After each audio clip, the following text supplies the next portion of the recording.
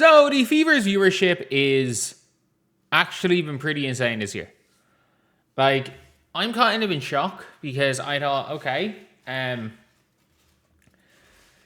matter what happens, we're probably not going to hit the heights of Caitlin's rookie year again, but we kind of are because, look, I gotta be real, Caitlin's playing better ball than she ever has by a significant amount. Like, look, she's not going to win MVP. She might never win it. She might never win MVP again. Or MVP ever. She's going to have to play 30% better than second best for MVP. Like, this should be a hell of a race. It should be a hell of a race between Olivia, Kelsey, Caitlin, and Asia, but it's already been given to Asia, and I'll talk about that in another video. But what Caitlin's doing is insane. It is absolutely insane.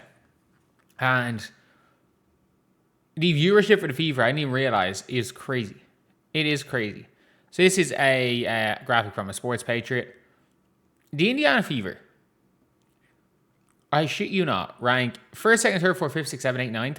And we don't know how many viewers there was for the Fever versus the Wings, which is obviously going to be above 1.5 million. So they're going to have the top 10. They're going to have the top 10 again. And in 2024, the Fever had like 3 games over 2 million. And I get it that 2 million now is like 1.7 million then. Like, I'm going to be real. 1.7 million, it's not like that was a... like, that's one of those things where they were hitting consistently in 2024. 2.6 million, 2.6 million, 2.5 million, 2.5 million, 2.5 million.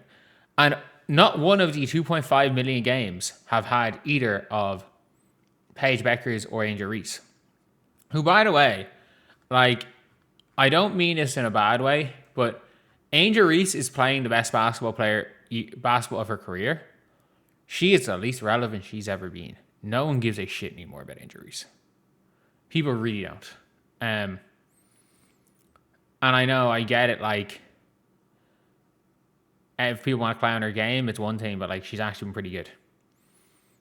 She has been pretty good, so I'm not going to be out here saying that she's been terrible, right? She's been pretty good, but that being said again, like, she is completely irrelevant.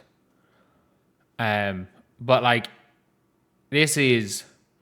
And one of the craziest things is that WNBA Countdown, which is right before the game, nobody's watching. In general, nobody's watching pregame. Why is no one watching pregame? Because they don't care.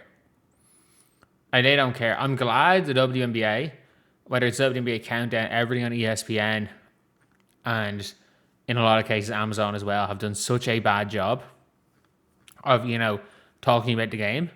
Because if they were better at their jobs, I'd have no viewers. Like, it's as simple as that. If these networks were actually better, they hired better people, I wouldn't have a single viewer, and they did a better job at their show. But instead, we're gonna start hearing about how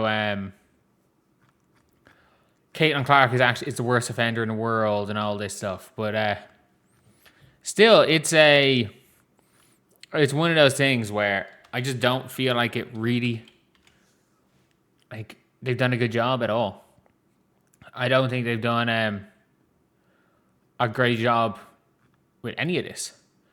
But still, this is one of those things where the hype for the Fever is bigger than it's ever been. And not only that, the hype for the Fever is continually growing. And again, like, I'm going to be honest. It's impressive. It is impressive that this is what's been happening. It's been impressive that no matter what's happening, Caitlin Clark seems to be still the show. The show. And it's a lot of... Everyone wants to talk about, oh, it's this type of fan, it's this type of fan, it's this type of fan. No, it's literally Caitlin Clark fan. It is basketball fans. It is straight up basketball fans. Because there's no fan that's going to watch Caitlin Clark games to stick it to the to stick it to these group of people. No, they're not watching full games.